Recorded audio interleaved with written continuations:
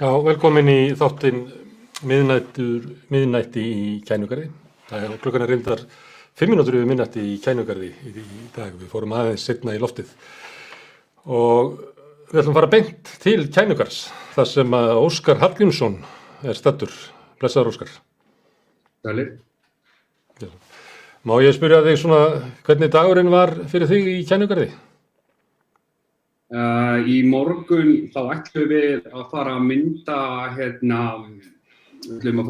svona territorial defense unit stað sem svona logistic staður fyrir þetta sjálfboðalið sem að verja Kænugarð sem að vinna í samstarfi við herinn og við ætlum að fara að fanga að mynda en við fengum ekki bíl og það ekkert auðvelt að fá hann akkurat núna, þannig að við tókum ákvörðun að fara í staðinn út á Lestastöð og sjá hvernig staðan þar og mynda fólk sem á flótta frá borginni og að fara til yfir.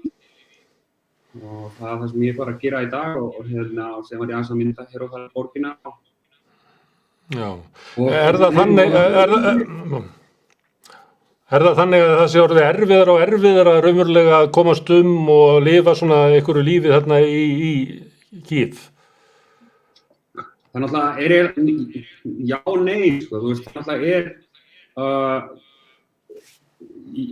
það eiginlega ekkert hægt að bera hvern dag þú veist, við hvern annan, því að hvern dagur svo svakalega ólíkur hinum og þú veist, fyrstu dagarnir var vikindust bara rosalega miklu paniki þú veist, fólk vissi ekkert hvað var að gerast og þá var í rauninni verið að berja svolítið á bak þennan, þú veist, innrásin inn í borgin og þá varst að heyra, þú veist, sprengjur og drunur og byssukvelli og þú veist, það var bara opnu bardagar á götunum og þú sást bara flass út gluggann hjá þeir og það, þú veist, þannig að það var svona frekar ókvæðilegt og frekar hrættur þá, sko, fyrstu dagana og síðan núna eiginlega búið að svona vígbúa borgina það mikið að það ekkert að gerast inn í borginni sjálfri og allt sem að gerast í útjaðrinum á borginni og maður heyrir sprengjur nokkrum sinnum á dag alveg.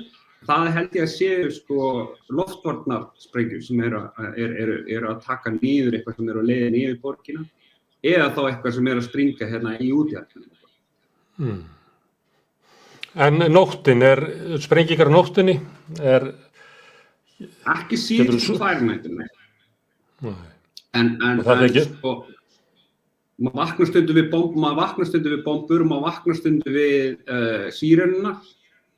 Sírenuna fara í gang mjög oft, sko, en við erum eiginlega komin svona, ég veit að það svona pínu úlfur með það hér, sko, af því að við, það sem við búum, við erum bara alveg niður í miðbæ og þú þarft að flugskeyti og annað sem verið að vara við, loftárásum og svoleiðis, þú þarft að fljúga yfir heldur mikið af Kiev til þess að komast til mín. Og að því að Kiev svo svakalega stór borg að flatarmáli og það bara núna síðustliðnum dögum búið að styrkja þessar loftvarnir alveg rosalega, bæði með því bara að koma á rétta staði og hins vegar bara búið að koma svo mikil aðstoð af vopnum og annað inn í borgina. Bandarísk vopn sem leita upp flugskeyti og annað sem kemur yfir, þannig að yfirleitt búið að skjóta allt niður löngu áður en að komi að mér. Okay. En ertu á jarðhæð eða ertu einhvers staðar ofarlega í byggingunni? Ég á 8. hæð, en byggingin mín eiginlega svolítið við erum svona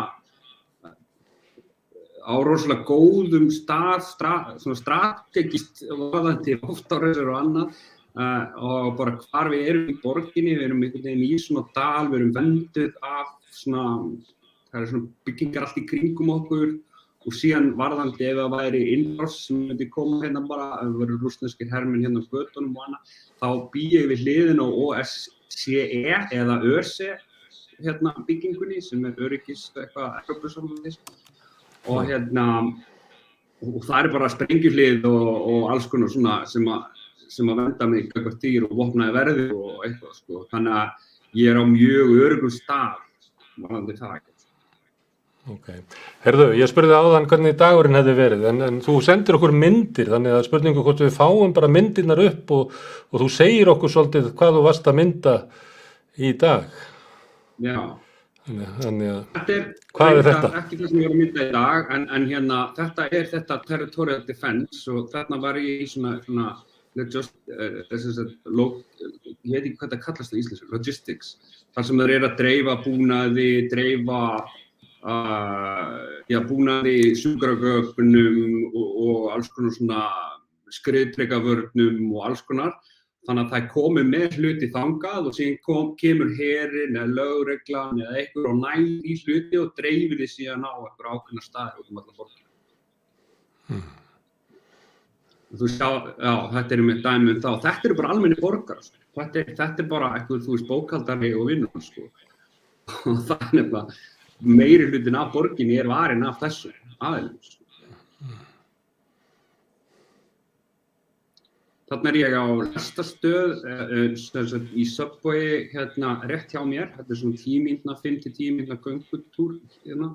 Þarna eru margir búin að vera bara alveg non-stop frá því að innrásin hófst. Fólk sem virkilega hrætt við þetta allt saman og fer þarna og þetta öruggasti staðurinn til þess að vera í borginni. Sérstaklega meira sem þessi ákveðna stöð eins og öruggasta sem þú getur fundið. Hún næstum 100 metra niður í jörðinni.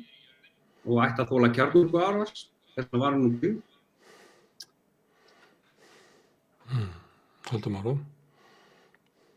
Já, þetta territorial defense og þið sjáu þarna þessi í bakgrunni, þessi stálbitar, þetta kallað hedgehogs og var notað í stríðinu í Tékkóslóvakíu, ekki hér á sínum tíma og þetta mjög öflugt tæki til þess að stoppa skriðdreka. Þeir fara ekki yfir þetta, stingast bara inn í það og eða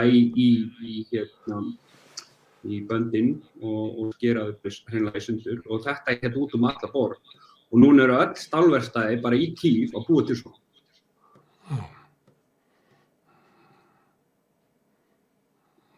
Þannig eru aftur á lestastöðinni. Aftur komin á lestastöðin og þarna sjáum við hvað fólk bara búið að koma sér nokkurn veginn fyrir og með dýrin sín, það rosalega mikið að kælidýrum í Kiev einhverju hluta vegna og það virðist allir eiga annaðhvort hund eða kött og þú ferð niður á lestastöð og þá sérðu þið það að allir með dýrin sín í poka og með köttin í bakpoka og svona. En hvernig kanntu að svona segja okkur frá því hvernig andrúmið í borg sem eiginlega að bíða eftir því að verða umkringt og kannski mögulega þrengi svo herinn að, kannski verður bombarderað á borgina, það veit það enginn hvað. Það bara ekki rétt áætlað. Það bara í fyrsta lagi enginn að bíða eftir að borgin verði umkringd. Fólk í borginni farið að hafa alveg þvílíka trú á hernum hérna og leiðirnar að borginni og til að umkringa borgina og annað eiginlega bara mjög ólíklegt að það muni gerast. Eina sem að fólk hrætt við hér og muni geta verið það einmitt eins og segir að bombardera en það líka ólíklegt þannig að við erum bara með svakalega sterkar loftvarnir og hins vegar bara rússneski herinn, sko, ef þú lítur á þetta að koma með landher, þú ætlar að fara með landher ykkur og þá bara svo svakalega mikið sem fylgir, að þeir ekki bara að koma og ráðast inn í borg og sem bara allt í bara allt borgina. Það er svo margt annað sem fylgir sem að tengist eins og færa eldsneyti, færa vopn, færa hermenn fram og tilbaka, færa slasaða og bara það að halda borg krefst svakalegs mannafla og í borgum eins og til dæmis Kharkiv sem 20 km frá landamærunum eða 30 held ég. Ég meina sem bara svo fara inn í Hafnarfjörð úr Reykjavík. Þeir eru ekki að ná að halda Kharkiv. Þótt að þeir eru með endalausar línur af bæði vopnum, hermönnum og allt beint inn frá Rússlandi. Og það það sem að Rússar eru algjörlega að fyrir ekki að skýta upp á bakmið þetta logistical failure og þessi stóra hræðilega bílalest sem fólk svo hrætt við þessi 70 km langa eða hvað sem hún á að vera. Hún bara stopp. Hún búin að vera stopp síðan á mánudaginn hún búin að vera stopp í 6 daga streitt og ekkert búin að hreyfast, ekkert, í neitt. Og það sem einu fréttirnar sem við fáum af þessari bílalesti annars vegar það verið að sprengja inn í loftið af úkraínska hernum, þeir eru bara nánast að leika sér það, og hins vegar að þeir eru orðnir matarlausir og bensínlausir og það ekkert verið að færa neina vistir, ekkert fram, það kannski aðeins aftast en ekkert verið að gera það hér. Þannig að varðandi landher, það ekkert á leiðinni hingað, þú ert ekkert að fara með neitt annars staðar af, það ekkert að koma úr norðvestri, það voðalega lítið leið hingað á norðaustri, þannig að það bara þessi beina leið beint úr norðri sem verið að koma og það bara svo svakalega, það bara ekki hægt, þannig að eina sem að hann getur farið að bombardera og ég bara persónulega, og það er bara mín persónulega skoðun svo að hann ekkert að fara að gera það. Partur af hans, aðalparturinn í hans, hvað maður að segja, propaganda að Kiev sé fæðingarstaður Rússlands og þessar menningar, minjar og annað sem hérna í borginni eins og San Sofía sem 1000 ára gömul kirkja eitthvað sem að þeir líta á sem þvílíkt menningar verðmæti og annars vegar eru ekki bara að fara að gera því að menn stúta gjörsamlega málstofnum hans og hins vegar eiga ekki peninga til þess að byggja þau. Þannig að þeir eru ekki að fara, það ekkert að fara að vera neitt rest en carpet bombing eitthvað, það bara ekki að fara að gera. Þannig að fólk í Kiev núna í dag raunverulega kannski bjartsýnna en það var fyrir kannski 4-5 dögum. Já, töluvert, mikið, algjörlega og það líka bara ekki bara með okkur, heldur bara með alla með úkraínsku þjóðina. Þú veist, auðvitað eru hörmungar að sjá fregnir af Kharkiv og eins og í Mariupol og þessar hræðilegu leiðir sem þeir eru farin að gera, þeir eru farin að skjóta flóttamenn og fullu sprengja þá í loft upp og leiðin upp á Mariupol, lofa vopnahléum, safna fólki í línur og ráðast síðan á línur og allir svona hrottalegi hluti sem að gera. En leið þá eykst baráttuandinn í fólkinu og Úkraína bara þannig þjóð að þeir ekkert að fara að láta valta yfir sig. Það sem fólk voru að átta sig á að þetta samþjóð og var mánuðum saman í miðjan vetur í 2014 að berjast við landherinn þá sem var spillt rússnesk-íslenska ríkisstjórn og sem skutaði á dag eftir dag, kveiktu í þeim, ég veit ekki hvað gerði og börðuðu alveg klessu. Margir sem mistu lífið þar og það var enginn með vopn þar, þú var áttað á því. En núna þessi þjóð orðin vopnuð og þeir eru ekki að fara að láta valta yfir sig, það bara ekki það. Það bara ekki það. Hvernig getur þetta endað? Hvað sér fólk fyrir sér hvernig þetta geti endað? Að Putin fari með rófuna á milli lappana og fari heim? Þetta bara getur endað einhvern veginn. Það bara það sem best svarið við þessu öllu saman. Það fyrir út með eitthvað sem svona óútreiknanlegur í nánast öllu og það bara svo erfitt að segja. Þú veist, það bara eins og að reyna að spá fyrir lottotörnum, að reyna að spá eitthvað gengur á í haustum og hólaðum í Putin. En við getum allavega átt okkur á því að það sem hann hélt að myndi ná að afkasta hér á þessum fyrstu dögum innrásar og þeir sem búið að gerast og nú síðsliðin 10 dögum. Ekkert að búið að ganga upp, ekki nokkur einasti hluti. Ekkert. Hann ekki búin að ná neinu markmiðum sínu. Það það sem ótrúlega magnað í þessu öllu saman. Hann ekki búin að ná neinu markmiðum. Og meira þessi Donbass sem búið að vera í sprengjudalur, sprengjudalur út síðastlegin 8 ár. Það var hann ekki búin að, þeir eru allir búin að færa línuna þar. Þeir eru búin að færa hana aðeins fyrir sunnari hlutan aðeins en línan helst og á flestum stöðum það bara þannig að úkraínski herinn bara haldaði við. Ég var að lesa tölur í dag að það talað að 10.000 hermenn séu fallnir hjá Rússum, rúmlega 10.000. Það svakalega tölur. Ég veit ekki hvað mikið falli, ég ekki búin að sjá neinar opinberar tölur frá Úkraínu og ég geti trúað að þessi ekki komið upp í 1000. Þetta algjör mýgrændur hérna af fólki. Hræðilega bara sorg að bóa. Þetta bara tilgangslaust þetta stríð sem nokkuð tímann hefur verið háðir. En heldurðu að upplýsingarnar séu kannski akkurat þveröfugar í Rússlandi? Að þú sért lokaður inn í svona, það herlög eða ekki í Úkraínu? Ég ekki lokaður inn í neinni búblu varðandi upplýsingar. Þetta lýðræðisríki, hérna eru frjálsir fjölmiðlar og það bara þannig. Ég bara ekkert lokað, þetta ekki, í Rússlandi ekki frjálsir fjölmiðlar, það ekki tjáningarfrelsi, það bannað að tala stríði. Ég sá mér þess að myndaði aðeins sem að finnast sem ég sé frá Sankt Pétursborg þar sem einhver skrifaði hérna í ís að stríðið væri eitthvað ömurlegt og þeir voru að mála yfir ísinn. Þannig að þú veist, það bara þannig, ég ekkert í neinni búblu einhverju upplýsingar og bara annars vegar líka fólki kemur það að ég bara aðgang að því ég að vinna bara með fjölmiðlum hérna, fólki víðsvegar heiminn sem annars vegar erlendum, mjög virtum blaðamönnum frá New York Times, Washington Post, öllu þessu og hins vegar bara lokal fjölmiðlum og ég hef aðgang að upplýsingarneti sem kannski fólk hefur kannski almennan aðgang að varðandi bara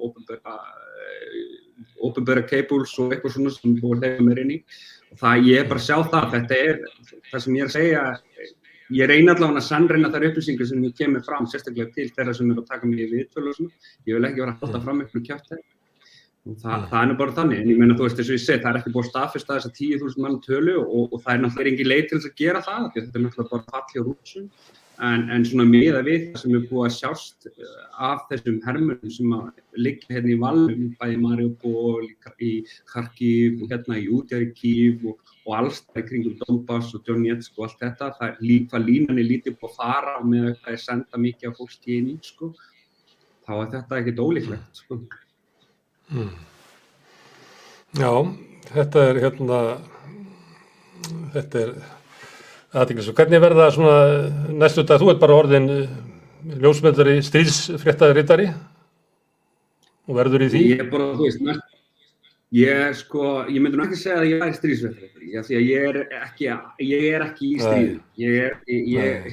Ég búinn að starfa sem ljósmyndari á til síðastliðin 15-20 ár og hérna og mín svona það sem ég ætla að vera að færa múti í svona miklu heimildaljósmyndun sem mikið hægari heldur en einhver svona dagleg fréttaljósmyndun og hérna og ég að búa til bækur og halda sýningar og annað slíkt og það svona það sem ég að gera núna að ég að reyna að mynda kannski meira spegilmyndin af stríðinu í staðinn fyrir að vera að taka myndir af einhverju skriðdrekum og hlaupandi byssukúlum þá ég meira að taka myndir af fólkinu hérna og taka myndir af matvörubúðunum og eitthvað sem hérna það sem að vekja virkilega áhuga hjá mér akkurat núna stundin og það sem ég vil halda áfram að fjalla er þessi ótrúlegi samstarfsvilji eða þessi samkennd og baráttuvilji í þjóðinni og það svona það sem ég hef áhuga á að fjalla en að því að ég nú bara eini Íslendingurinn hérna sem annars búinn að starfa í fjölmiðlum og hérna og ég held að ég sé bara eini Íslendingurinn eftir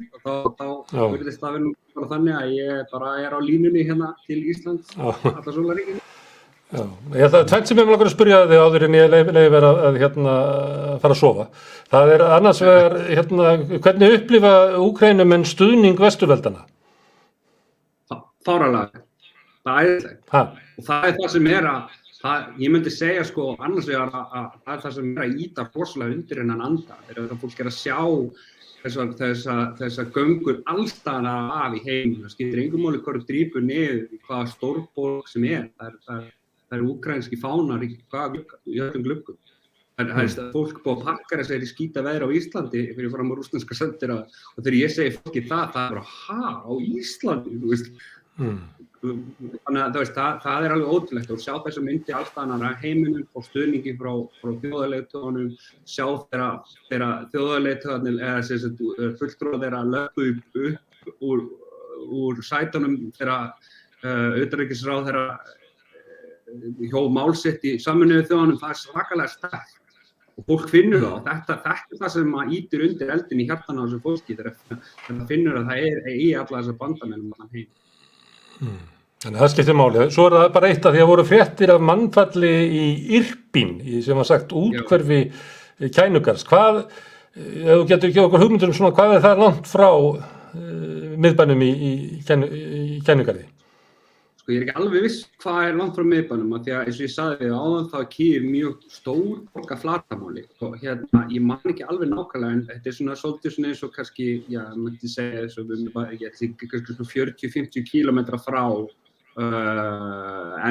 endanum á Kiev þar sem hún endar nálægt þeim, sko. Þannig að ég ekki alveg 100% á því, ætla að segja ekki sér bara að gera þetta í Keflavík eða eitthvað.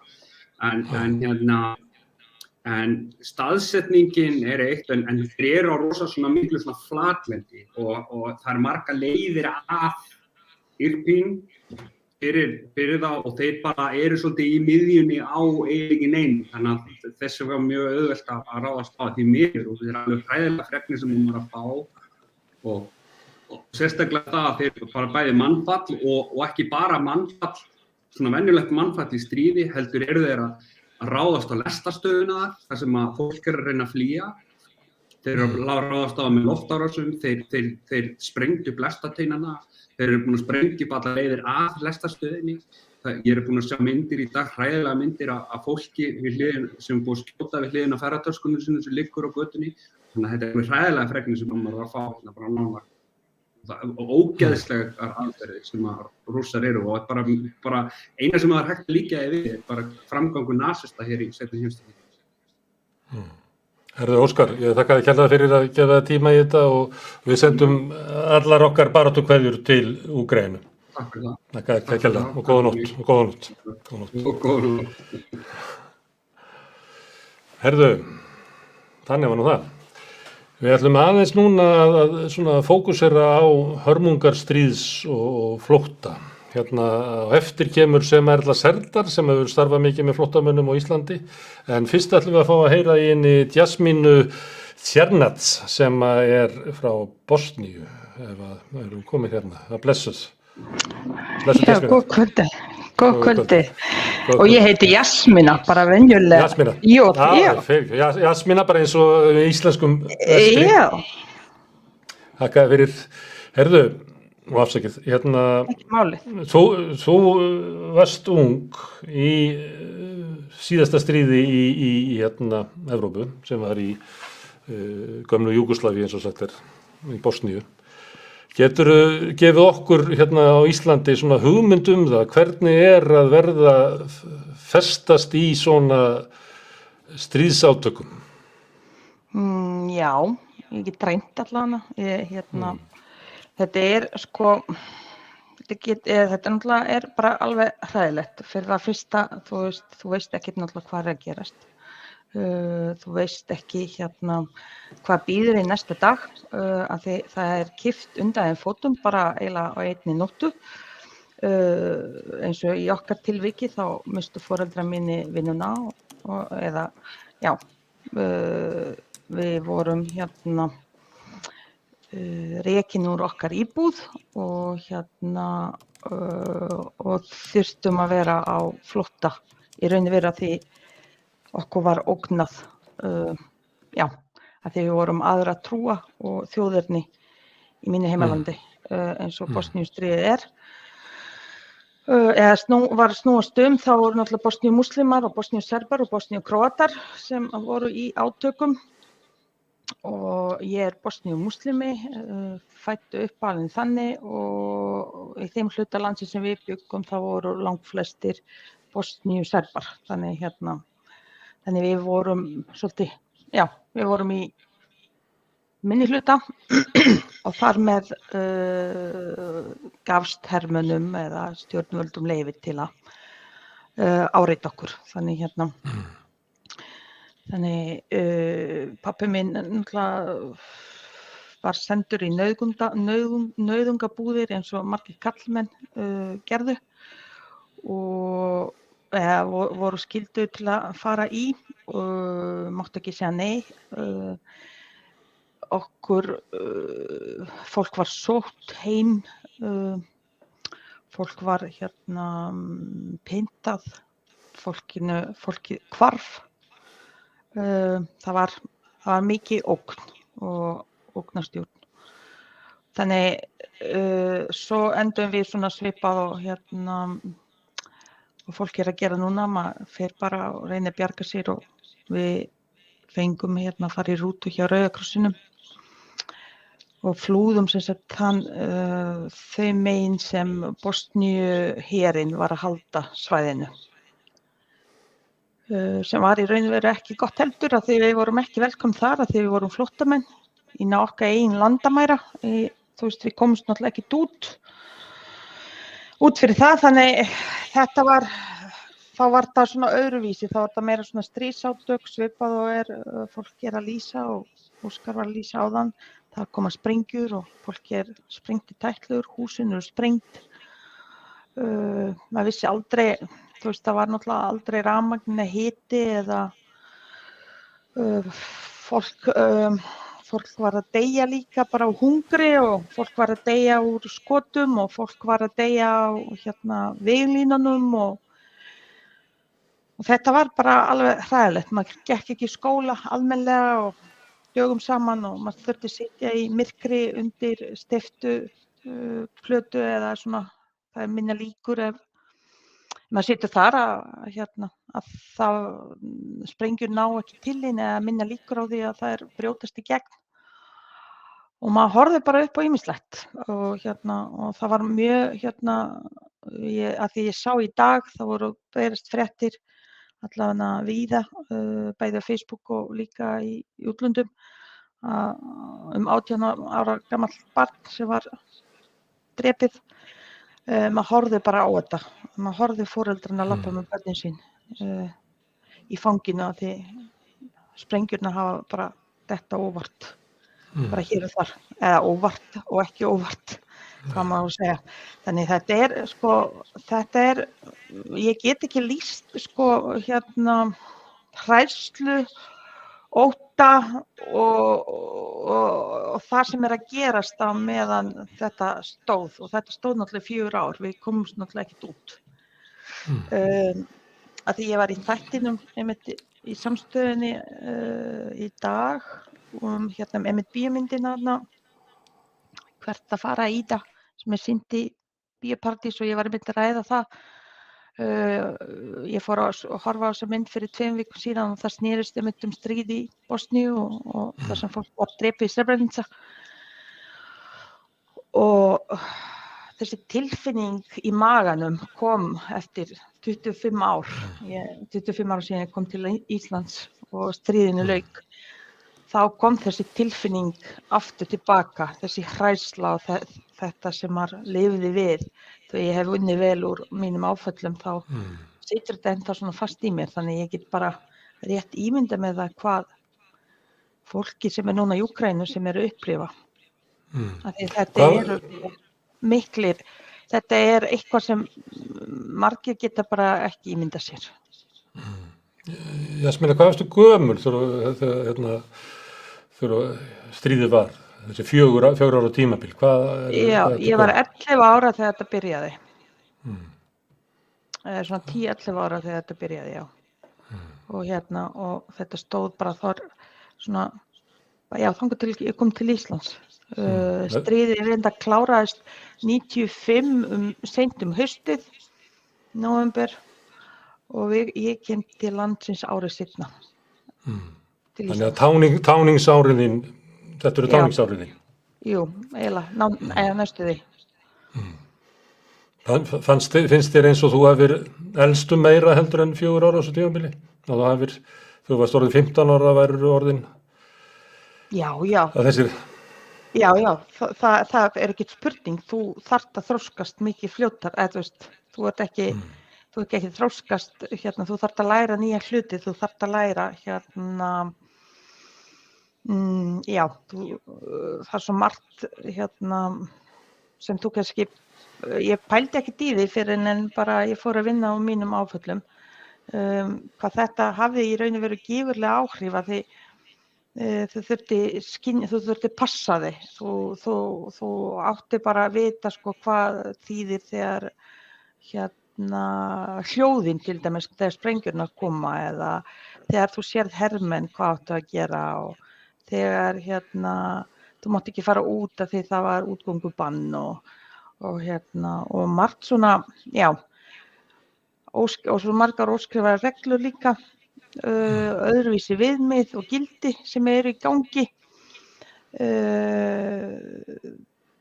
Hræðsla var svo mikið að þú mátti eiginlega ekki segja neitt við stjórnvöldin eða hermenn eða lögreglu.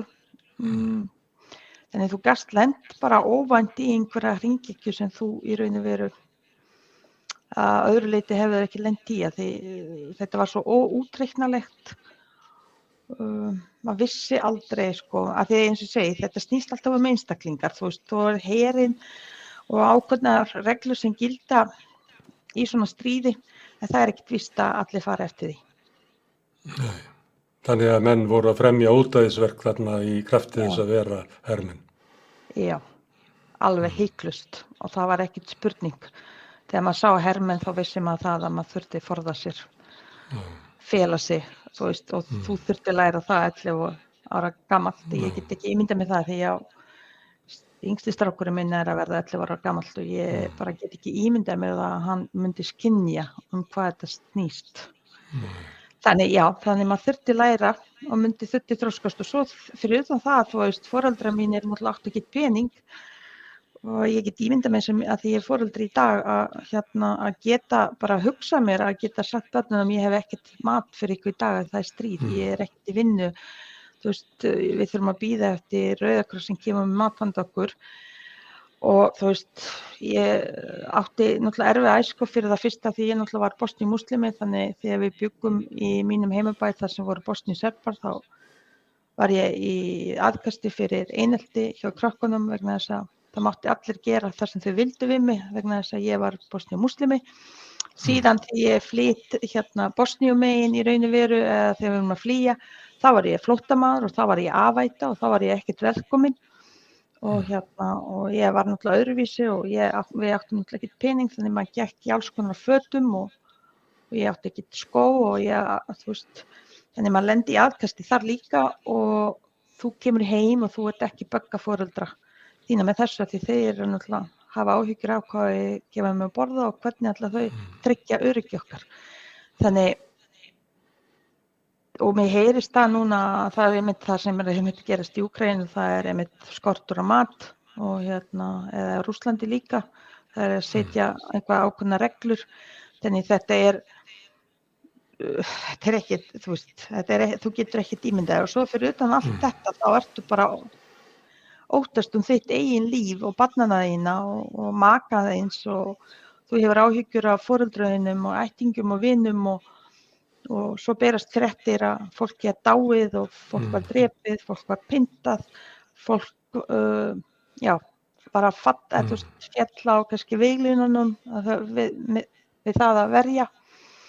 Þannig að því þú ert skyldur, það er herskylda eins og er í Úkraínu núna. Þannig þannig þú þroskast mikið fljótar. Fljótar eðlilegt sko. En að lifa við svona linnulausan ótta við sprengjur, við hermenn, við að eiga fyrir mat, bara óttast allt og þurfa að bæla sig, eiginlega ekki passa sig að sjást ekki þar sem maður er á göngu. Er eitthvað svona leið þannig að fólk eða börn bara slökkvi á sér og verði svona eiginlega svona einhverjar skuggamyndir af sér eða hvernig getur einhvern veginn lýst þessu hvernig við sem engan grunum hvernig þetta er? Hvernig er hægt að lifa, þú þetta líðsa angist sem að maður myndi óttast að lifa í korter sko, þú ert að tala að hafa lifað þetta ekki 4 ár. Hvernig er það hægt? Það sem bjargaði mér, það var það að ég las rosalega mikið. Það var ekki rafmagn og það var náttúrulega ekki vatn og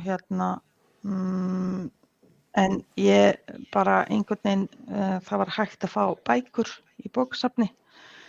Þannig eina sem ég gerði, það var að lesa við kerti og kertaljós og lifa mig inn í þann heim. Ég gerði mjög mikið af því ég átti ekki vini. Þegar við byggum í mínu heimabæ, það bara einfaldlega var sagt við mig að vinkonur mínar mega ekki vera lengur vinkonur mínar vegna stríðs því þau lendu líka í aðkasti ef þau hafa bosníu-múslima vini. Þannig það var bara mjög skýrt og þegar við vorum að flýja og í flóttamannabúðum og á flótta þá þegar við fengum húsnæði til að búa í þá átti ég ekki heldur vini vegna þess að ég var flóttamaður og þau töldu mig ég vera einhvern öðruvísi, ég veit ekki af hverju. Þannig það hjálpaði mér mikið að einbytta mig að lesa. Þannig ég persónlega slökkti á því þannig, en þegar ég hugsa svona tilbaka, þetta verður bara einhvern norm. Þetta verður bara svona eðlislegt að fela sig fyrir sprengjum, að hoppa inn í jarðveg ef maður heyrir að það sé að koma. Maður verður maður finnur, já, ég labbaði oft í staðinn fyrir að labba í gegnum borg eða sem sagt í gegnum bæja því ég þurfti að labba 35 mínútur í skóla hverju degi. Þá labbaði ég oft yfir treinana vegna þess að það var mikið auðveldara, þá þurfti ég ekkert fara í gegnum borgina, þá þurfti ég ekki hitta jafnvel hermenn, þarna var fólk ekkert að ganga, þannig maður lærði að labba svona öðruvísi leiðir. Og svo var oft eldra fólkið sem fylgdi börnunum eða bræðursystkini eða frændur eða frængur. Þannig ef maður þurfti fara eitthvað svona þegar kom myrkur, þá oft bara, þú veist, þá bara sent eftir manni, einhver eldri til að fylgja mann. Þannig þetta voru svona, þannig, en með tímanum eins og segja, með tímanum verður þetta bara svona einhvern eðlilega ástand. Maður einhvern veginn bíða á hverju degi og vonast þegar maður fyrir að sofa að morgun verður betri dagur, að morgun hættir þetta. Og svona líður bara 4 ár, já. Bara með því að bíða hvernig þetta klárast og bíða líka bara hver næstur og með því að bíða, það myndist alltaf þessi hnútur alla daga, þú veist. Þannig ég veit ekki alveg, ég hef oft pælt í því hvernig ég get lýst þessu fyrir Íslendingum, en ég hef bara ekkert orð og tilfinningar til að lýsa því þetta bara þessi hnútur og ég fann alveg því ég var að horfa þessa mynd sem ég nefndi áðan. Ég kreisti rosalega mikið í hendina á eiginmanninu mínum að það kom það kreppu svona magi og þú ræður ekkert við, hjarta fer að fullu og þú ert að hugsa er það komið núna, þú veist, verður það núna sem ég verð drepin eða kemur sprengja núna eða bankar einhver upp á einhverju hermenn og taka þau okkur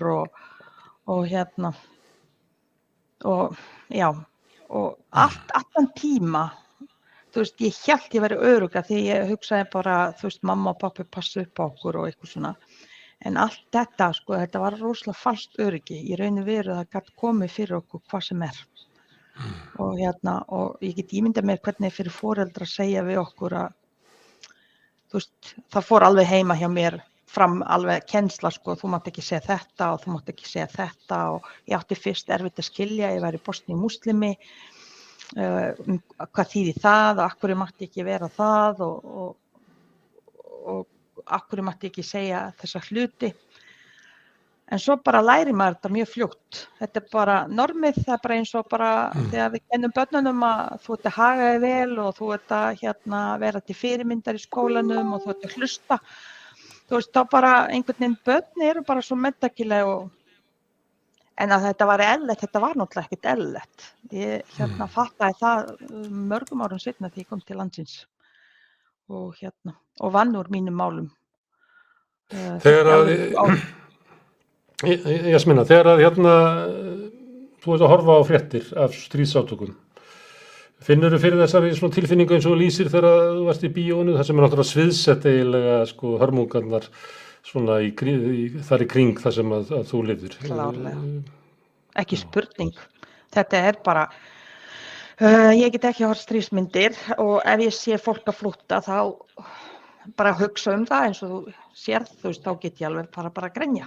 Því ég get ekki lýst í það, ég finn svo til með þessu fólki að því þetta óbóðslega erfitt, það svo margt sem hefur áhrif á, það verst við þetta allt saman, þú hefur ekkert val, þú veist, það allt öðruvísi þegar fólk velur að flytja til einhvers annars lands, en það bara allt annað þegar þú ert tekið með valdi í raun og veru og þú þarft að flýja og það þú veist, kippt allt undan fótunum á þér og þú ert að skilja vini, ættingjar, jafnvel börn og barnabörn og þú ert að reyna að bjarga þér og þú veist, við erum bara mannleg og við viljum náttúrulega ekkert upplifa svona og þú veist, og svo kemur fólkið og heldur bara já, þau eru örugg, en það er búið að kippa allt undan sem þú þekkir, sem þú veist, sem þú öruggur í og allt í einu kemur annað veruleiki, þú þarft að vera á flótta og koma þér fyrir í öðru landi, þú valdir það ekki, þú hefur ekkert val, þú þarft að finna út úr hlutunum, þú þarft að læra nýtt tungumál, þú þarft að aðlagast eins og maður segir, samlagast öðrum. Ég oft hugsa núna í dag, sko, þú veist, ég ólst upp náttúrulega til 12 ára aldur eða 13 í einu sveitarfélagi og æsku vinkonum mína þar. Ég held ekki samband við þau, þú veist, ég er búin að missa og meðan ég horfi hérna á Íslandi alla saumaklubbana og allan hópana til dæmis sem eru saman og ala upp börnin og þekkjast og hafa bara æsku vinir í sínu sveitarfélagi. Þú veist, þetta er sorglegt því ég hef þetta ekki, en ég valdi ekki heldur að eiga þetta ekki, heldur bara ég var neyð. Þú veist, þannig bara þessi hlutur, þetta getur verið ofboðslega erfitt. Og tala nú ekkert hryllinginn sem fólk lendir í, ekki bara flótta, fólk missir fólk. Fólk missir börn, fólk missir foreldra, systkini og í stríðinu í Bosníu það var heldur betur gert alls konar fjöldamorð og fjölskyldur þeirra er í raun og veru ennþá að syrgja. Þannig þetta getur haft gríðarleg áhrif. Og þú mistir þín táningsár og þótt þú hafir sloppið og byggtir upp gott líf hérna á Íslandi að þá taparðu svona rótum þínum og verður flóttamaður eiginlega alltaf þótt þú sért í skjóli. Já, það er bara, sko, og ef ég myndi snúa núna í mitt heimaland, þá er ég ekkert velkomin. Nei. Þú veist, það er svo fyndið, þú veist, ég er ekki velkomin af því þá er ég einhver útankomandi. Ég hef ekki búið þar mjög lengi og það er hort svolítið niður á fólk sem er að koma tilbaka. Það er bara því miður, það er bara staðreynd.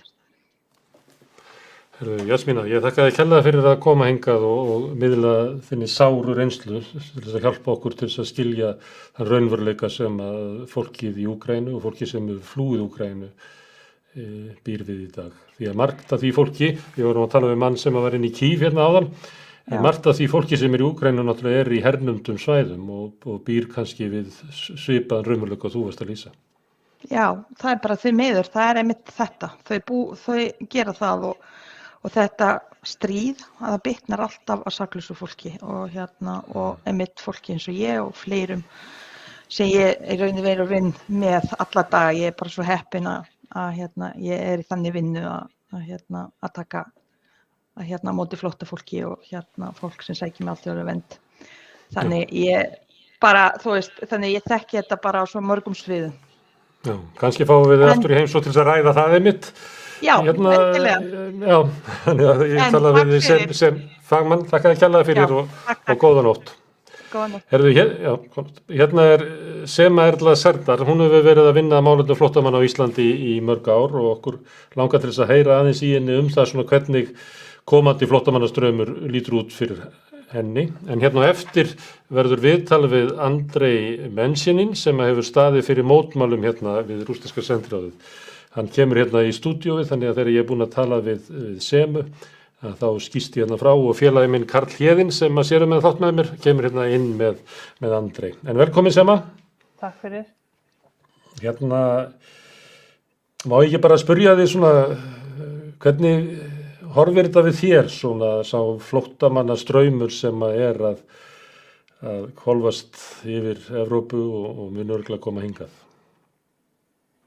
Já, ég held að það sé mjög mikilvægt að horfa á þetta út frá nokkrum svona mismunandi sjónarhornum, en fyrst og fremst náttúrulega staðreyndin hreinlega sú að það skollið á stríð í Evrópu og á nokkrum dögum allavega 1,5 milljón manns komin á flótta innan Evrópu og við auðvitað eins og allar aðrar þjóðir eigum að leggja okkar að mörkum í því að taka á móti fólki á flótta og það sem við ætlum að gera hafa stjórnvöld sagt, þannig að það náttúrulega kannski bara fyrst og fremst staðan og bara sem betur fer voru stjórnvöld fljótari allavega heldur en áður að lýsa yfir áformum að bjóða hér flóttafólk velkomið og hafa gripið til ýmsa aðgerða í fyrsta skipti til þess að tryggja að svo verði. Þannig að það náttúrulega bara hópur að vinna að því á vegum stjórnvalda að taka á móti fólki hér. Já, og það má reikna með því að það verði gert af höfðunskap og gert vel. Það ekkert annað sem að bendur til þess að þetta fólk mun ekki þurfa kannski að sæta þeirri móttökum sem að margt fólk sem hefur komið hingað af sjálfdáðum sem að þú hefur verið aðstoða? Nei, það sem að dómsmálaráðherra Jón gerði var að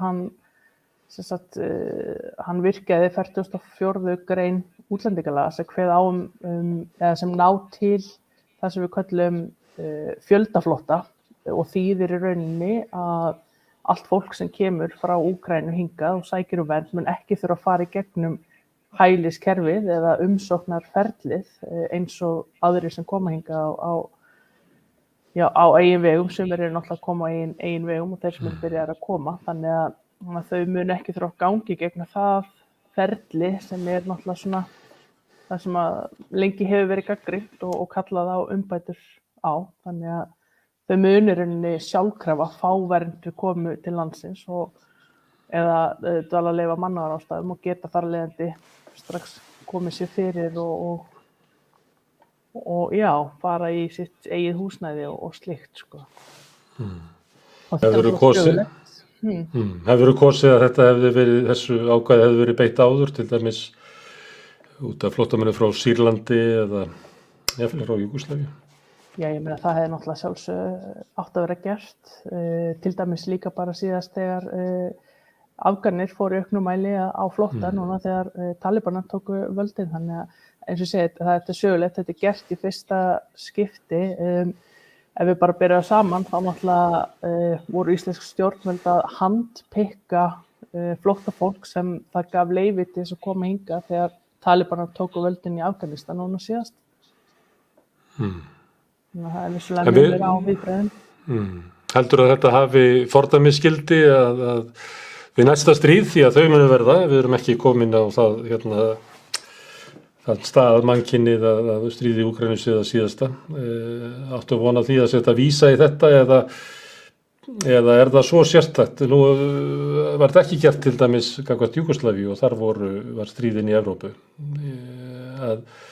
Heldur að setja vísa í þetta sem fordæmi í framtíðinni eða er Úkraína svona sérstök? Ég meina það náttúrulega búið að setja ákveðið fordæmi. Nú dómsmálaráðherra til dæmis bara búin að sýna fram á það að þetta pennastrik sem svo oft kallað eftir þegar kallað eftir aðgerðum að það virkilega hægt með einu pennastriki að breyta hlutunum til þess betra að bregðast við neyðar ástandi. Þannig að hann vissulega búin að koma með það fordæmi, eitthvað sem lengi kallað eftir og bent á að það þurfi ekki meira. Kerfið stjórnsýslan, kerfið fólkið sem að fer með völdin í landinu, þannig að hvort að verið gert eða ekki, mín reynsla segir mér bara það að það mun algjörlega fara eftir því hvar næsta stríð brýst út. Og það ræðist þá af hvernig við tengjum við flóttamennina, hvort að við finnum þetta að vera fólk eins og við eða hinir með einhverjum hætti. Já, það náttúrulega svolítið það sem við erum að horfa upp á og einhvern veginn virðist fólk tengja meira við það að stríð brýst nú út í Evrópu og viðbrögðin náttúrulega Eftir því, meira segja þau ríki sem hafa verið að reka hörðustu innflytjendastefnu í Evrópu, eru meira segja farin að senda fólk til Afganistan og Sýrlands aftur, eða allavega að reyna það í Danmörku, voru meðal þeirra fyrstu sem opnuðu hliðið sem búið var að reisa gegn flóttafólki. Já, þetta svona, en við verðum einhvern veginn að ræða þetta. Þetta gleðilegt, en sama tíma þá afhjúpar þetta svolítið svona, að fólk ekki flokkað eins. Það ekki allir jafnir fyrir Jóni, eins og það sagt allir skjalli. Nei, og ég meina það þarf ekkert meira heldur en að vísa bara hreinlega í orð ráðherra til þess að fá það skjalfest, sko. En það vissulega mikilvægt að ræða það á sama tíma vegna þess að við bara verðum að horfast í augu við hvernig hlutirnir eru, en á sama tíma auðvitað er það fagnaðarefni hvernig á að standa að móttöku flóttafólks núna. Já, og við vonum það öll að við getum tekið við sem allra flestum, sem allra fyrst. Semu Erlu, ég þakka þér kærlega fyrir að staldra hérna aðeins við og spjalla við okkur. Takk sem leiðis. Herðu, núna gerum við svona bara örstutt hlé meðan að ég fer út úr stúdíónu og þá kemur hann félagi minn, Andrei Menshenin, hingað inn og með honum er Andrei Menshenin sem er rússneskur blaðamaður sem býr á Íslandi, íslensk-rússneskur blaðamaður og sem hefur staðið fyrir mótmælum hérna í Reykjavík sem að Óskar sem er í Kiev fagnaði sérstaklega. Hann talaði að hvað sem hann segði frá því í Kiev að fólk stæði út í kuldunum við rússneska sendiráðið á Íslandi að þá tæki fólk því fagnandi. Þetta er stórkostlegt. Heyrum viðtal þeirra hérna eftir örskamma stund.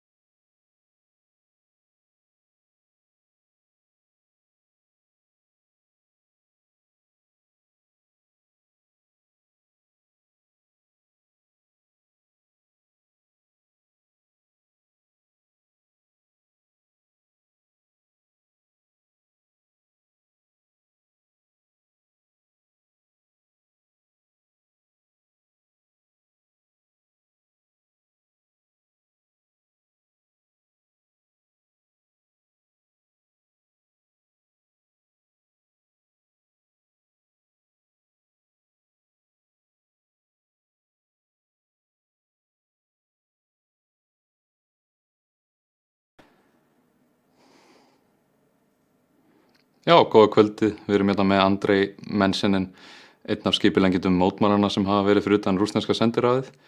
Og í gær skilst mér að þau hafi verið ganga frá Hallgrímskirkju niður á rússneska sendiráðinu. Og hann er blaðamaður, eða var blaðamaður í Rússlandi og er núna að læra hérna alþjóðasamskipti og fleira og hefur verið að vinna hér og búið hér í 5 ár. Andrei, thanks for coming. Yeah, thank you for having me. Welcome. I don't know if you heard earlier, but we have a semi-war correspondent in Kiev right now, and he was telling us how thankful the Ukrainians are for hearing about, Icelandic protests, even in this winter condition and the terrible weather. People are still showing up to show solidarity. So thank you from the Ukrainians. Yeah, I mean, I guess it's just a small thing we can do for them, I guess. That's right. Yeah. So, what triggered you to do this? You are Russian, so you've seen how things are in Russia. Did you feel it was the least you could do? Well, first of all, of course, as I'm Russian, I'm concerned of the things which are going on in Russia. Mm-hmm. And as a Russian journalist, I know a lot of about the political and social life there, how it was developing through the years. Mm-hmm. And I can see that now it just how it is getting worse, like last maybe like 7 years after the crisis in Ukraine and the annexation of the Crimea Peninsula by Russia. Mm-hmm. So, of course, when I heard about this, when I learned about the war, that Putin actually started the war in Ukraine, like official one, even though he was actually doing this kind of, he's tried to like start a war there for the last 8 years again since 2014, but now it's like official one that the Russia is in a state of war with Ukraine. So I just immediately realized how devastating it will be for for both countries, for Russia and Ukraine, and how many people will die there, from both sides. Mm-hmm. Yeah, You it's know. terrible. Yeah. So of course it was just my first reaction to discuss it, because I also know that many Russians who live here, I mean Russian citizens, they were shocked by this news because of the war. And at that day we gathered all together the same day on Thursday, 24th of February. And when we talked with several girls from Russia who live here, they told me that they were crying for several hours after they learned about the war, because it was so devastating for them as well, just to understand this, like how bad things turned to be now. So yes, it was just first reaction, to meet with each other, to talk about it, just to cope with this shock. Mm-hmm. And also the situation in Russia is getting critical. You were telling me earlier that when Putin annexed Crimea, a lot of young Russians left the country. They started to see that this isn't going to get better. Putin is just securing his stranglehold on power. Yeah, so the thing is that because of the Putin's policies, people started to flee country since maybe like 2010 or like 11th. And then, I can say it just was increasing gradually year after year, because the situation is just getting worse in Russia year after year. First, it was the minorities. First, like maybe LGBT people who were under attack by some radicals in Russia, and the state, even though they didn't approve it in public, but they just approve it in silent, So there were no like criminal cases against these attackers. Nobody investigated these cases. And after Ukraine 2014, of course, many people realized how bad it's gonna to be. I was among these people who understood that actually Russian policy and like Russian political strategy now is just going to some even not like autocracy, but more like dictatorship, or what we can say now in 2022, we pretty much can name it as a fascist state now. Yeah. Because since 2000, I can say again since 2010 or something like this, I remember there was a big increase in state propaganda, a new trend of saying that Russians are like best nation or better nation compared to neighbors, especially to Ukraine. And we know from unofficial sources that Putin himself shares this point of view, these ideas, that he, even in his official video messages this month, in February, he said that there is no such state as Ukraine, basically. He justified it by some historical examples where just some Russian-speaking people were granted territory for nothing and just self-proclaim them as an independent state now. And now they're turning from Mother Russia to the evil West, according to Putin, and therefore they're traitors. And therefore Russia has all reasons to punish them and to establish a proper government who will be, look into Russia more than any other countries. Loyal to the Kremlin. Yeah. Also, already after the war started, there was on the website of the Russian state media RIA Novosti, that's like Russian news agency, there was a column published by some author who called himself an expert. And, this article was deleted after several hours, so some called it's like a leaked article, but we don't know actually if it was leaked or it was intentional, because it still was republished by some other state media, and it's still there. They still didn't delete it, so maybe it was not leaked. And this article, it says, it seems like it was prepared in case Russia will win in Ukraine after like 2 days or something, because there the author discussed how Putin became a historical figure now, because he completed to gather all Russian nations under his wing, means Russians, Belarusians from Belarus, and Ukrainians from Ukraine. And now this joint Russian world can stand against this corrupted, evil Western world. And because this thanks to this Russian, inbuilt holiness or something like this. So this was the idea of the article. So I can say it sounds pretty like a fascist article, when you say that your nation is better than others. National chauvinism. Yeah, exactly.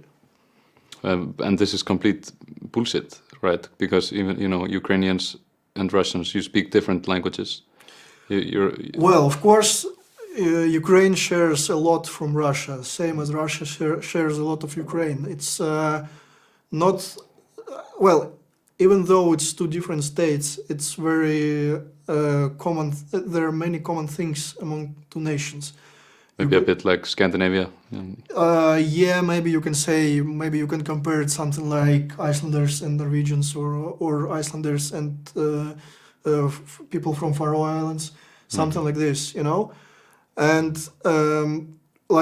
it's there are like many jokes among Russians and Ukrainians in a good way. Like, for example, where it's like indefinite argument about who is the author of the famous Russian soup borscht. Or is it like Ukrainian or is it Russian? Like Ukrainians always say, no, it's all, of course it's Ukrainian one. It's nothing like compared to Russian, Then the Russians say, no, of course it's Russian and stuff like this. Ukrainian borscht is way better than the Russian borscht. Yeah. So, but of course it's just like in a good way, just like without any serious matters. And many of Ukrainians can understand Russian and actually can speak Russian. Kiev is a bilingual city. Oh, yeah. And so there are mostly like people on the west of Ukraine, they mostly speak Ukrainian, and people in the east of Ukraine, they mostly speak Russian. But it's not like 50-50, it's they're still Ukrainians, And me as a Russian, even though I've never learned Ukrainian in school or somewhere, I can just understand them by nature. Like here, when we speak with Ukrainians here living in Iceland, they write me messages in Ukrainian or they talk to me in Ukrainian, and I can understand them without like Google Translator or something. Okay. And then I just answer them in Russian, and they can understand me without translation. It's almost like that with the Scandinavians, but not quite, I think. No, I think there are bigger differences maybe. But yeah, and the same way with the Belarusians. There are still many words in Belarusian language which are exactly the same as in Russian. Even though there are some of them sound pretty weird for us, but anyway. So these three nations, they are like brother nations, you know? It's like the one family. And Should be friends. yeah, it's more than friends, it's family, you know? It's like we are like relative by blood, by nature, by culture, by history, you know? Because like from the ancient times, Kiev, the capital of Ukraine, it was the first capital of ancient Russia. And we have this, when we learned history of Russia in school, we have this period in history, it's called Kievska Rus, like Kiev's Russia. Yes, I've heard of it. Yeah. So it's not like a different country for us, it's just part of our culture. But still, of course, we have to respect the sovereignty, and they say they're independent states. We can build something like, well, not something like, but I mean, we can build our relations as a friendship and like, you know, close ties, but still we cannot abuse them in any way. Like the Russian state is doing currently with their the elite of Russia, or the Russian state that has power to take decisions. So before attacked Ukraine. Before 2004, there was a presidents of Ukraine who were very pro-Russian, and even after, there were some of them who still like the Yanukovych. You probably heard about him. Was ousted in 2014. Yeah, he was very pro-Russian guy, and he actually why he stopped this procedure for like applying to EU to get the permission for Ukrainian citizens to go there without visas, like visa-free pass, because Putin called him and told him to stop it, and then he just said next day like no, we're not going to continue with this, and then the protest started in Ukraine. And was this process that had started? Was it started by the previous administration, or? Yeah. It was started by him, by Yanukovych. So because it was like will of the nation, will of Ukrainians to go there, because you know all these countries like Russia, Ukraine, Belarus, they all are European countries. We have European culture. We share pretty much the same values. And we speak the same languages, we are interested in it.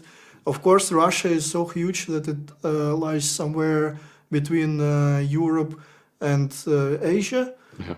And the natural border between Europe and Asia is somewhere, it's Ural Mountains, which split Russia in two parts, European part and Asian part. And the Asian part by the territory is much bigger, but by the population, European part is much bigger. So in terms of the culture, economy, and all like diplomatic ties and everything, like policies, we are much more European country than Asian one. Even though we have this interesting mix of values, because we still, in Europe maybe more people like, they more talking about like freedom of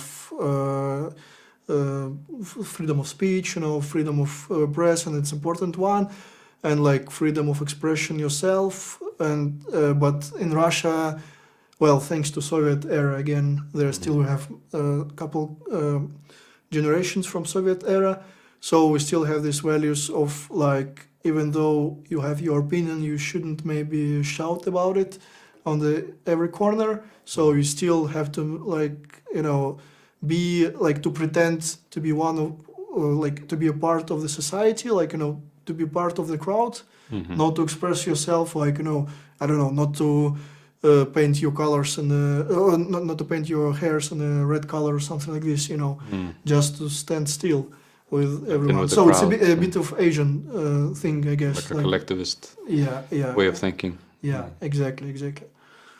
You were telling me earlier about the economic situation in Russia, and it's getting worse, of course. You told me that, when was it, in 2014, 2 rublas were like 1 kroner, 1 Icelandic kroner, Yeah. and now it's down to 1 rubla is like 1 Icelandic. No, it Kroner. was 2 kronas for 1 ruble before, and now they're equal. And people are getting on average like what 17,000 rubles. So yeah, average salary is like maybe 35,000 rubles for a working person who work like 8 hours per day, 5 days per week. So like full-time job, you know. And yeah, like pensions there for retired people, they can be like from, well, the lowest one maybe like 12,000, and then highest one maybe like 20,000. But this is for people who work the whole day life, you know. Yeah, And all day, every day. yeah, and now several years ago, Russia changed its pension system, like in they split it in the pension funds, and they say like for young people, while you're working, there will be some percentage of your salary will go to this pension fund. So when you will retire, you will get some more money. And then also your pensions in this pension fund, they will be increased due to inflation every year. But since 2014, state says these pensions will not increase anymore. So all these pensions and pension fund, they're frozen now. Oh, and will be eaten up by inflation. Of course, of course. And with the ruble crashing, it's Exactly. pretty much wiped out. Exactly. So, So no, yeah, it's horrible. it's like no future, you know, basically. Yeah. And it's very difficult to find a job in Russia if you are, well, the more like, you know, older you become, it's more difficult to find a job there, because mostly they, all any like companies, they need like some people like 25 years old, something like this. And because of the economy bad situation, there are many people who are looking for a job right now. And yeah, so there are basically zero chances for anyone who is older than 45 years to find a job. So many people just try to keep their job as they can, as much as they can. And of course, it also causes a lot of troubles for these people and for the state, for the country in general. There are all kinds of abuses of the rights, workers' rights, because of this. Yeah, like, you know, overtime job without any payment or something like this. Because if you not agree, just you will be fired. They have very no other soon. options. Yeah, and in political way, for example, there are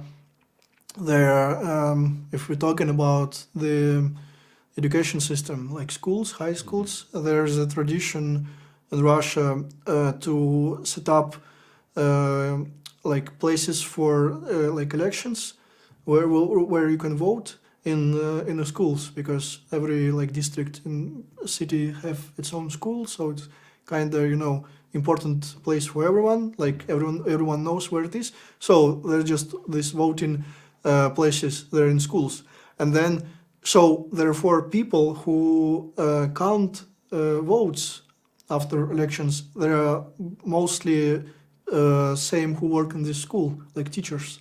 I see. Oh. And because of this, all kind of you know, abuses of this electoral system is going on, because basically all these teachers, they are so afraid to lose their job that they just do what they were told. Like they said, like doesn't matter what the actual results of the elections, they just put the result they were told to. Like if they said like there should be 70% for Putin, they will just put this result in the final papers. You know, despite the counting. How do you feel about all the protests that are going on in Russia right now against the war? People are being arrested left and right, it seems, but people continue to come out into the streets. Yeah, well, you need to be really brave to go and protest right now in Russia, because again, during the last years, there were several laws approved, a very strict one. So you can go to jail directly right now from the street, you know, and be jailed for like several weeks at least. as it was 1 year ago in like January, February 2021, when Alexei Navalny was arrested after his return to Russia. And then like so many people came on the streets that there were no place to keep them in the police stations. Oh, so it got full. yeah, and Wow. so they were transferred to the places where they usually hold illegal immigrants. Mm-hmm. I see. It's somewhere near Moscow even, so they just transferred them out of Moscow and they just spent there like more than a week, I guess. Mm-hmm. This is just Russian citizens. They didn't break any law, They just for nothing. But even now, it's much worse than it was 1 year ago.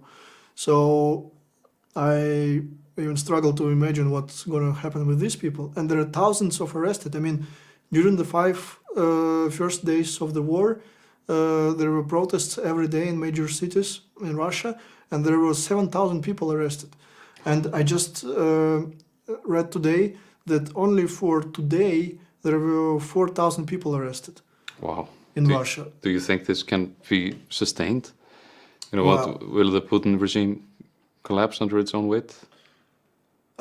Well, even though as a journalist I have to be like neutral, but I have to say that I have hope for this. Mm-hmm. Because it's not gonna, many people, many Russians who use internet or social networks, they believe that Putin's regime cannot go out from this situation. It just goes Too down. far.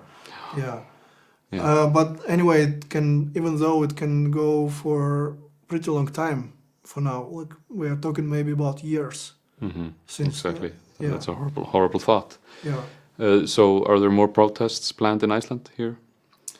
Yeah, there was idea to protest every weekend. Our next protest will be next Sunday, 13th of March. Mm-hmm.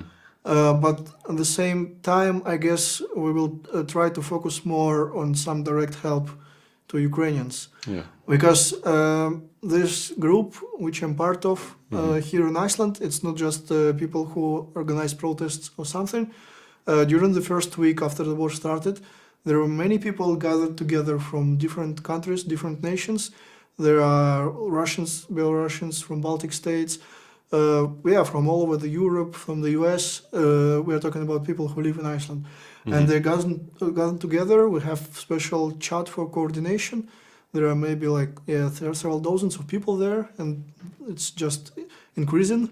And That's great. there are people who do different projects in different fields. There are some people who try to contact Alþingi to work with some suggestions there regarding the laws about the refugees and stuff like this. Mm-hmm. Another group there is trying to work with Icelandic businesses to call them stop trade with Russia. And we know, of course, that it will be tough decisions for some businesses in Iceland, especially for fishery. Yeah, they're quite dependent often. Yeah, because they have tight links with the Russian, fishing industry as well. Mm-hmm. So, and then some people organize protests, some people contact their relatives and friends in Ukraine, try to establish contact and on everyday basis, and just ask them what they need, if they're money or something else, any kind of help. And another group of people work with refugees here. They try to contact them and try to help them to adapt here, to find social support, to help them with the money, or just to support them in moral way. Mm-hmm. And so there are many things to do there. And basically for us during these days, it became a second full-time job. Yeah. Many of us just put on pause everything we had to do. For me as a student, I already delayed several assignments in the university. So, but it's worth it.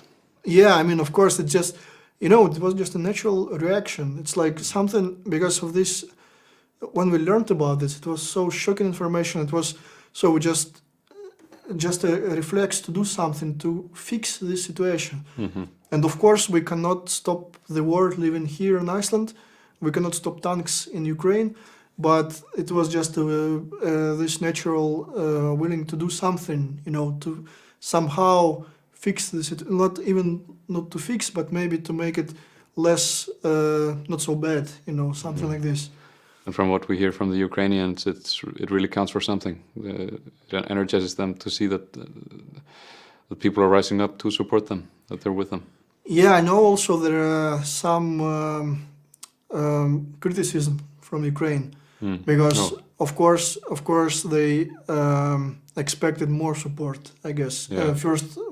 First thing in the military way, and President of Ukraine Volodymyr Zelensky, he continues to ask for NATO to close the sky over the Ukraine, and it means not like for civilian airlines, of course, which was closed before, but means to send jet fighters, NATO jet fighters.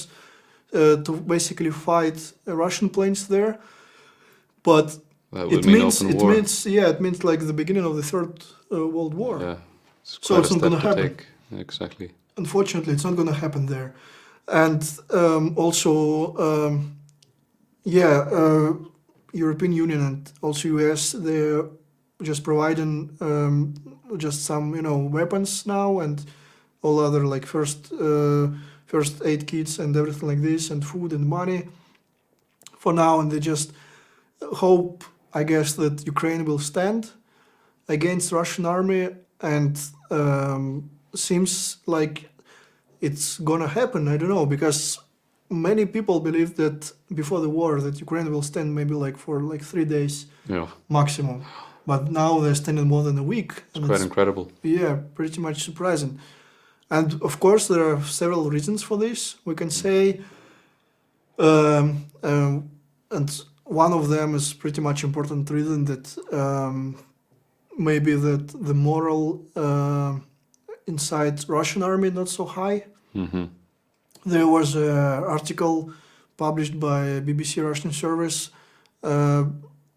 like maybe a week ago, and there were leaked voice messages between head of the Chechnya region, it's on the south of Russia, Ramzan Kadyrov, with some of his close person who is doing some military stuff and something like this. And they were discussing the preparation for the war, and these voice messages are dated from the middle of February to the end of the beginning of the war, like to 24th of February. Mm-hmm. And among other things, there was voice messages like from 22nd February, when this person of Ramzan Kadyrov, he reported that all commanders of these military squads, which are gathered on the border of Ukraine, they were informed about the whole operation on the Ukraine, like 2 days before the beginning. Really? Wow. Yeah, and these Russian commanders, this guy reported, these Russian commanders, most of them were shocked by this, and they immediately said that there will be many reports from Russian soldiers who will try to like fire themselves from the army because of this, to try to escape. They don't want to do this. Yeah. So I guess, well, because as I explained to you before, there's just like brother nation. We cannot fight with this, because like maybe these people, they have a relative there, or like some kind of other connections. So it's very difficult for Russians to fight with Ukrainians.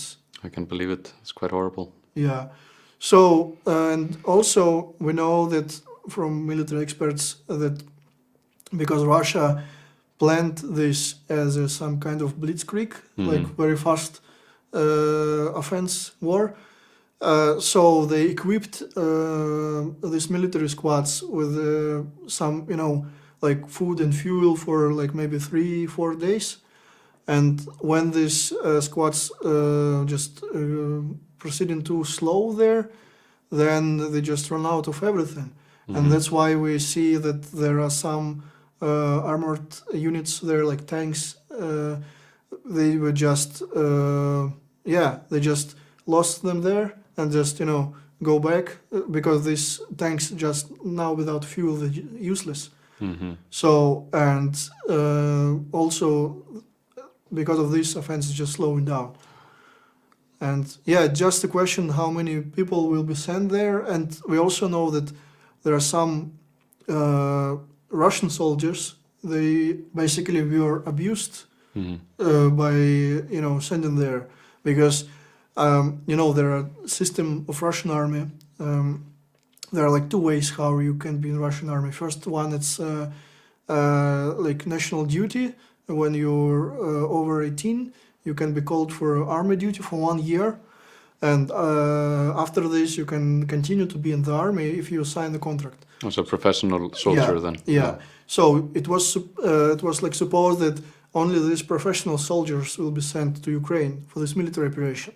But then there was a discussion in the state Duma. It's like a senate, you can say, like a parliament. And in Russia, there was official discussion there about the case when there was a squad of Russian soldiers who were called for this duty, 1 year duty. They were sent there, and they were abused in the way that someone actually signed the contract for them, behind them, and they just was sent there. And there was a squad of 100 people there, of these soldiers, and from this squad only 4 survived. Oh my God! From 100, that's horrible. Only 4 survived. So they're being dragged into this war unwillingly. Yeah. Sacrificed. Basically. Well, Andrei, I hope these protests continue. I hope it gives the Ukrainian people some courage and conviction. And thank you very much for coming here tonight with us. Yeah, sure. Thanks. Takk fyrir að horfa öll sömul og við skulum fylgjast með þessum mótmælum og taka þátt, sýna stuðning okkar með fólkinu sem að þjáist þarna. En gleymum ekki líka Rússunum sem að vil ekki taka þátt í þessu stríði en eru send þangað út í bara blóðutellingar. Takk fyrir í kvöld, hérna er vögguvísa.